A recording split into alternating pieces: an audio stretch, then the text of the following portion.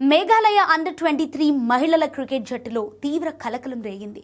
మహిళా క్రికెటర్లపై లైంగిక వేధింపులకు పాల్పడినట్లు నిర్ధారణ కావడంతో జట్టు కోచ్, మేనేజర్పై మేఘాలయ క్రికెట్ అసోసియేషన్ జీవితకాల నిషేధం విధించింది. మేఘాలయ రాష్ట్ర మహిళా కమిషన్ జూన్ 26న జారీ చేసిన ఆదేశాల ఆధారంగా షిలాంగ్లో జరిగిన విలేకరుల సమావేశంలో ఎంసీఏ అధ్యక్షుడు, రాజ్యసభ సభ్యుడు జేమ్స్ పీకే సంగ్మా ఈ కఠిన నిర్ణయాన్ని వెల్లడించారు. ఈ ఇద్దరు నిందితులు దేశంలో మరెక్కడా ఉపాధి పొందకుండా ఉండేందుకు ఈ జీవితకాల నిషేధం నిర్ణయాన్ని ఇతర రాష్ట్రాల క్రికెట్ బోర్డులకు కూడా తెలియజేయనున్నట్లు ఆయన పేర్కొన్నారు. అయితే మహిళా క్రికెటర్ల ఫిర్యాదులను తొక్కి పెట్టేందుకు ప్రయత్నించిన ఆరోపణలపై ఎంసీఏ గౌరవ కార్యదర్శి రెయినాల్డ్ కార్కమ్నీని కూడా అసోసియేషన్ సస్పెండ్ చేసింది.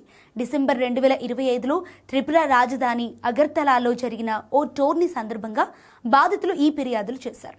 అయితే అప్పటి ఎంసీఏ కార్యదర్శి ఈ విషయాన్ని కొత్తగా ఏర్పడిన ఎపెక్స్ కౌన్సిల్ దృష్టికి తీసుకెళ్లకుండా దాచిపెట్టారని, దీనిపై తదుపరి విచారణను హైకోర్టు రిటైర్డ్ న్యాయమూర్తి బీడీ అగర్వాల్తో కూడిన ఎంసీఏ అంబుడ్స్మన్కు బదిలీ చేసినట్లు సంగ్మా వెల్లడించారు.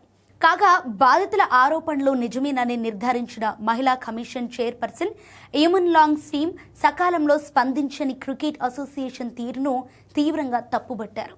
ఈ ఏడాది మార్చిలో ఎంసీఏ అధ్యక్షుడిగా బాధ్యతలు చేపట్టిన జేమ్స్ సంగ్మా మాట్లాడుతూ, లైంగిక వేధింపుల నిరోధక చట్టం కింద తప్పనిసరిగా ఉండాల్సిన అంతర్గత ఫిర్యాదుల కమిటీ అసోసియేషన్లో లేకపోవటం తీవ్రమైన లోపమని అంగీకరించారు. త్వరలోనే ఈ కమిటీని ఏర్పాటు చేస్తామని హామీ ఇచ్చారు.